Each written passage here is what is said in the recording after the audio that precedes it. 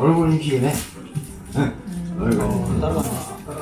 AI. 정도는 써주셔야. 자, 오늘 교육은 예비 창업자에게 희망과 절망을 드리는 시간. 누군가에게는 그래 나도 할 거야, 열심히 할 수 있어, 나도 잘하면 될 수 있어 라는 희망을 드릴 수도 있고, 누군가에게는 빨리 이거를 포기를 해야겠다 라는 절망의 순간이 될 수도 있지만, 첫 번째로 드리고 싶은 거는 공방을 창업을 해서 절대 망할 이유는 없다.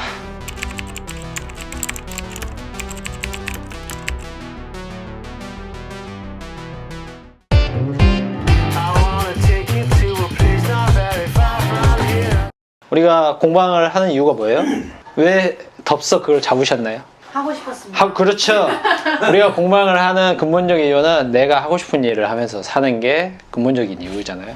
그러니까 망할 이유가 없는 거예요, 첫 번째가.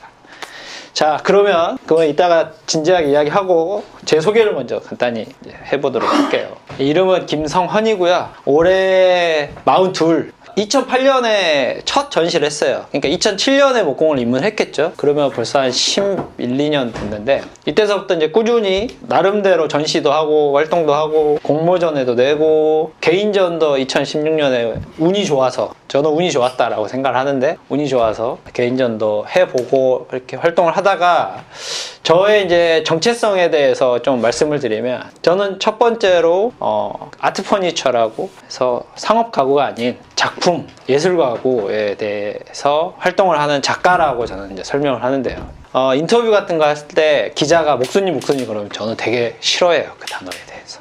그거는 이제 이따가 이야기하고, 저는 아트 퍼니처 가구 작가. 그리고 제가 하는 일은 이제 메이앤 공방이라는 이 공간 내에서 창업자를 배출을 시키기 위한 교육을 하고 있고요. 목공 기술부터 시작해서 디자인, 그리고 마케팅, 운영에 대한 이야기를 통해서 나중에는 이제 창업 컨설팅까지 해서 오픈식까지 해주는 게 제 이제 일이고, 그렇게 해서 지금까지 공식적으로 한 55개 되고요. 메이앤이라는 타이틀을 가지고 창업 교육을 하고 있는 일을 하고 있습니다. 에어벤트 서프라고 해서 제 인생의 플랜 B인데, 서핑보드를 만들고 있어요. 나무로 된 서핑보드. 저게 완성품, 이게 중간 과정. 이미 외국에는 이런 나무 서핑보드 문화가 정착이 되어 있는 상태고, 우리나라도 지금 서핑 붐이 막 끌어올라가고 있어요. 양양에 대회가 있는데 JTBC에서 중계를 한다. 그 정도로 수준이 이제 문화 수준이 올라가고 있는 추세인데, 어쨌든 이거는 저의 이제 노후, 그러니까 제가 늙으면 양양에 가서 살겠다라는 게 꿈이거든요. 거기서 이제 서핑보드 만드는 공방을 해서 먹고 살겠다라는. 우리가 귀농 귀촌하면 제일 스트레스 받는 게 뭐예요? 로컬리즘이죠. 동네 사람이 보듬어 주지 않아, 적대시하고. 그런 관계를 미연에 방지하기 위해서 지금부터 저는 양양에서 활동을 하고 있어요. 보드도 팔고, 대회 트로피를 제가 제작을 하고 있고, 이번 토요일부터 시작하는 대회 트로피도 지금 만들고 있어요.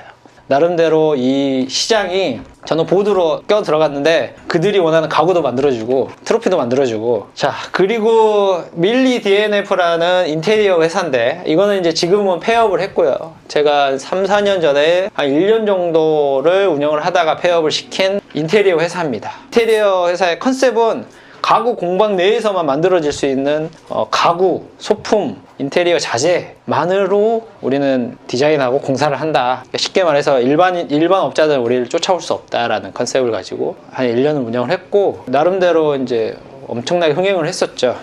돈을 많이 버는 만큼 제가 바빴겠죠. 그때 당시 몸이 한 3개 정도 돼도 진짜 시간이 부족할 정도로 바빴어요. 근데 왜 이걸 그만뒀냐? 오늘날 아침에 눈을 떴더니 내가 지금 뭐 하고 있지? 이런 생각이 탁 드는 거지. 그게 한 6개월 차쯤 됐을 때였거든요. 너무 힘들고 바쁘고, 그러니까 내 생활이 없다. 얘네는 공사를 6시에 시작해요. 그러면은 6시 전에 그 자재를 갖다 주지 않으면 일을 안 해요. 자재가 없으니까. 그러면 이거 자재 준비하는 회사 입장에서는 한 5시쯤에 가서 자재를 다 준비를 해줘야 돼요. 제가 5시에 이제 출근하죠, 현장에. 그리고 일 보고 지시하고 점검하고, 직원들이랑 점심 먹고, 그때 당시 대학원을 다녔어요. 홍대 대학원 가서 수업을 듣습니다. 대학원 가서 수업 듣고 저녁 먹고 공방에 오면 수업을 해요. 전문가만 수업 10시에 끝나면 뭐 할까요? 다음날 인테리어 현장에 갖다 줄 가구를 만들어야 돼요. 이렇게 한 6개월 살았더니 내가 왜 이렇게 살지? 라는 생각이 들어서 네, 들어오세요. 네. 여기 상석. 내가 왜 이렇게 살고 있는지에 대한 저를 돌아보는 시간. 그래서 이제 그날 저녁에 직원들, 인테리어 관련된 직원들 싹 모아놓고 오늘부로 폐업한다. 나머지 계약건만 공사 마무리 짓고 해체하자. 그래서 이제 회사는 인테리어 실장 주고 나머지 직원으로 있던 2명은 지금 1명은 화곡동에서 공방하고 있고 1명은 수원에서 공방하고 있는데, 그래서 나름대로 제품의 맛도 보았다 라고 한 게 이제 지금까지 제가 한 일이고요. 마지막으로 책도 썼죠? 혹시 아시나요? 샀죠? 준비가 돼 있어. 안 산 사람은 아직 뭐라 그래야 되지?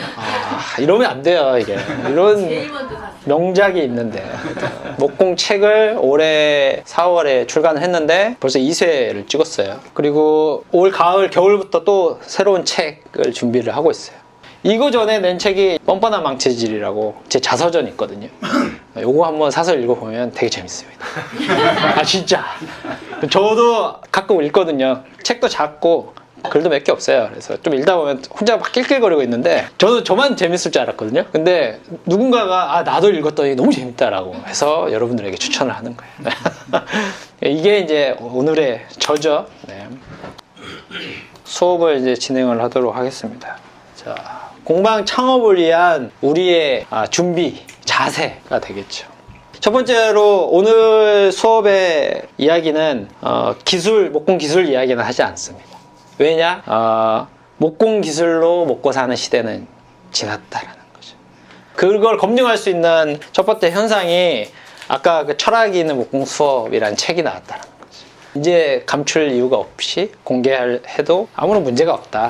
그만큼 우리나라의 이 목공 기술 수준이 많이 올라간 것도 있고 대중화가 됐다라고 보시면 되고, 요즘 그렇잖아요. 요즘 원데이 클래스도 많고 그리고 취미반 교육 하는 데도 많죠. 목공의 대중화 시대가 계속 오고 있는 거예요.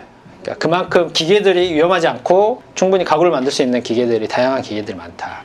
예전에 전통 가구 하시던 장인들, 그분들한테 가서야지만이 비로소 가구를 만들 수 있는 시대였다면, 지금은 동네 공방 찾아가서 어느 정도 비용을 내고 내가 만들고 싶은 가구를 얼마든지 만들 수 있는 시대가 왔다. 이제는 목공 기술로서 나의 경쟁력을 갖는 시대는 지났다라는 거죠. 우리가 오늘 이 이야기를 할 때 중요한 포인트가 뭐냐? 결국 경쟁력이거든요. 경쟁력. 오늘 수업의 포인트는 그 경쟁력을 어디에서 찾아서 어떻게 가지고 갈 것인가에 대한 이야기입니다. 거기서 첫 번째가 기술은 경쟁력이 될 수가 없다. 그러면 이제 한 가지 묻고 싶습니다. 왜 가구 공방을 하시려고 하나요? 아까 첫 번째 답이 나왔죠? 하고 싶어서. 그죠? 그리고 혹시 뭐 다른 이유가 있으신 분 계신가요? 네. 가구 공방을 왜 하려고 하는가? 여기서부터 우리는 근본적으로 생각을 해야 돼요. 왜 가구 공방을 하는가? 저 같은 경우 돈을 벌려고 하는 목적이 아니라 진짜 내가 하고 싶은 일을 하면서 소소하게 정념태임 없이 재밌게 살고 싶다가 근본적인 이유거든요. 여기 계신 분들도 저는 같은 이유일 거라고 저는 생각을 해요. 내가 하고 싶은 일을 하면서 살겠노라. 혹시나 요즘 목공이 막 대세야, 치고 올라와, 그리고 이거 해볼만해, 이거 돈이 될 것 같아 라고 해서 도전하신 분은 성공할 수 없다가 저의 지론이에요. 그리고 저처럼 내가 하고 싶어서, 정말 하고 싶어서 도전한 사람은 반대로 절대 망할 수가 없다가 저의 지론이죠. 망하지 않는 이유는 되게 단순합니다. 이 가구 공방을 처음 시작을 했으면 그 물리적인 시간이 필요해요. 그 물리적인 시간이 뭐냐? 대중들과 나의 연결고리가 생기는 시간이죠. 내가 아무것도 없는데 사람들이 나를 어떻게 믿고 주문 제작을 할 것이며, 어떻게 믿고 가구를 배우러 올 것이냐에 대한 문제인데, 그거를 완성하는 시간, 물리적인 시간이 필요하다. 그게 저는 최소 6개월에서 1년 또는 뭐 여유 있게는 뭐 2년까지는 간다고 봐요.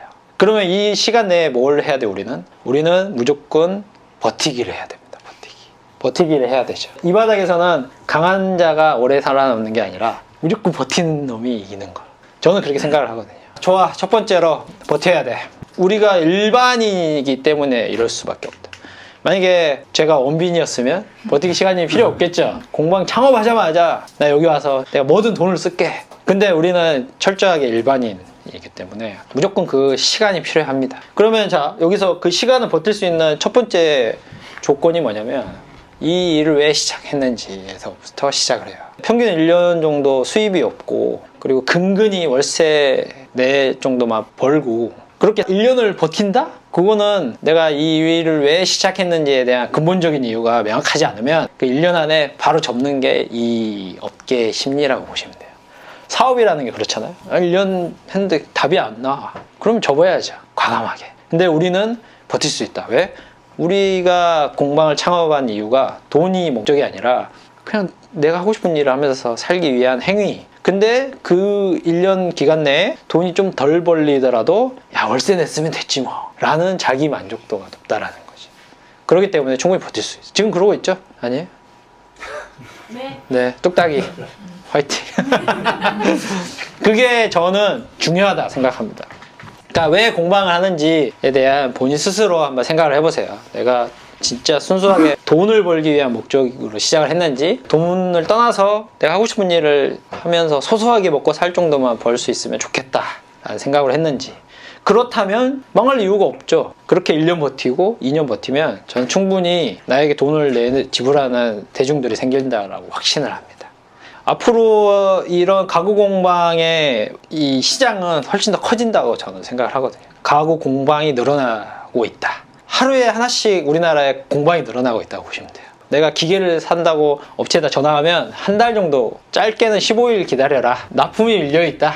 그 말은 오늘 지금 이 순간에도 어딘가에 공방이 만들어지고 있는 거예요. 그렇게 공방이 많아지면 목공의 대중화가 빨리 온다. 사람들이 목공을 가까운 곳에서 접하지 못했기 때문에 이 맛을 모르는 거지. 이런 공방들이 많으면 훨씬 더 문화 수준도 올라가고, 공방이 많아지면 고객은 한정되는데 치열하게 싸워야 되는 거 아닙니까가 아니라 그만큼 몇 배수로 고객들도 늘어난다고 저는 생각을 해요. 그러니까 우리가 이렇게 선도하는 입장에서 열심히 살면 훨씬 더 앞으로도 더 좋아질 거라고 생각을 하거든요. 그래서 망하지 않는 이유는 첫 번째로 버틸 수 있는 원동력을 내가 가지고 시작을 했기 때문에 망하지 않는다.